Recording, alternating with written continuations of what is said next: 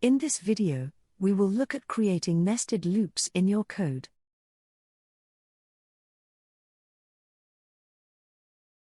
As the name suggests, nested loops are loops inside loops. From the system's point of view, nested loops are actually no different from normal loops. But from a human point of view, it is a little more difficult to grasp what is happening inside a nested loop.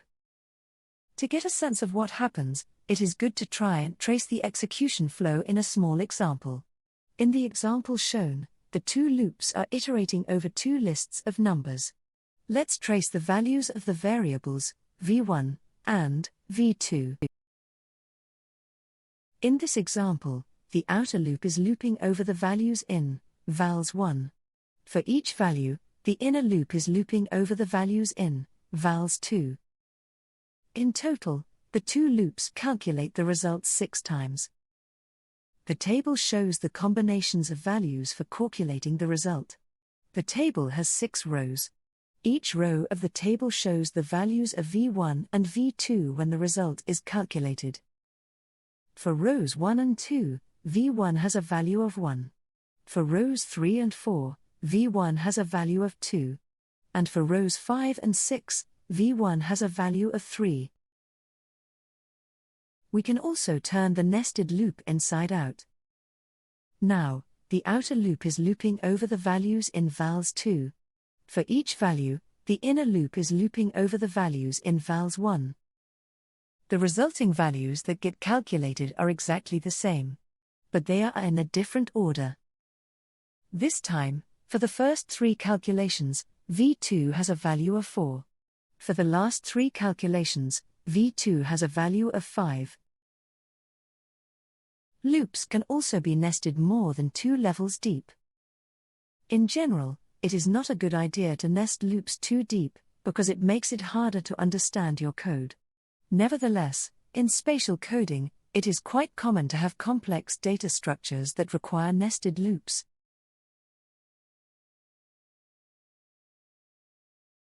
It is important to look at the scope of the variable inside the loops. The nested loops create nested code blocks. This means that the variable v1 is in scope in both code blocks. For the inner code block, both the variables v1 and v2 are in scope. That is why the result can be calculated. It is important to name the two variables with different names. If not, the variable in the inner loop would hide the variable with the same name in the outer loop. This would likely result in all sorts of bugs. Let's have a look at a slightly more complex example involving more variables. In this example, the variable called sum is declared before the inner loop, and the variable called result is declared after the inner loop. Inside the inner loop, v1 and v2 variables are both in scope, and sum variable is in scope, but result variable is not in scope. Let's have a look at a spatial example.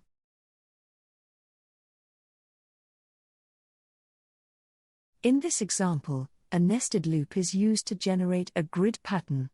The grid consists of 15 positions arranged on the ground plane. The x and y values of the coordinates are generated by as 2 ranges of numbers.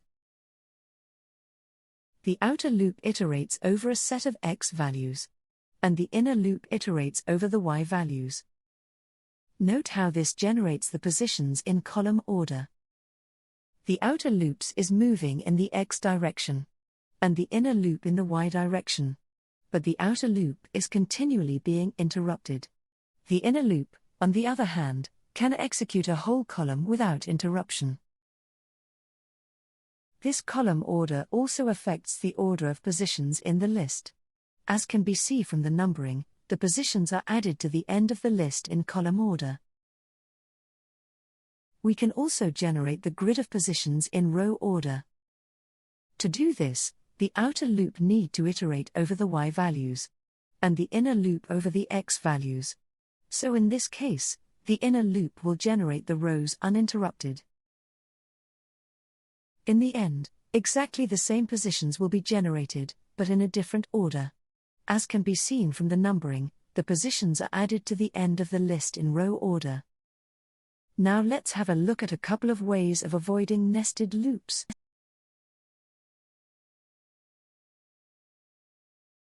The first way of avoiding a nested loop is by creating a function. This approach still has two loops, but the inner loop can be hidden away in the body of a function. In the example, a function has been created called makeCol. The function has two parameters, an x value and a list of y values. The function then generates a column of positions. The loop in the main code can then be more concise. The naming of the function also helps to clarify the semantics of the code. Another approach to avoiding nested lists is using data structures.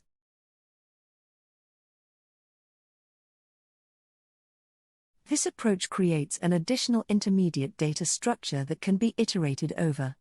Let's look at the example. Again, it generates the same 15 points. It starts by creating the two lists for x and y values. This is similar to before. However, we now only have one loop. And this loop is now iterating over a third range of numbers. These numbers are the indexes of the positions that will be created.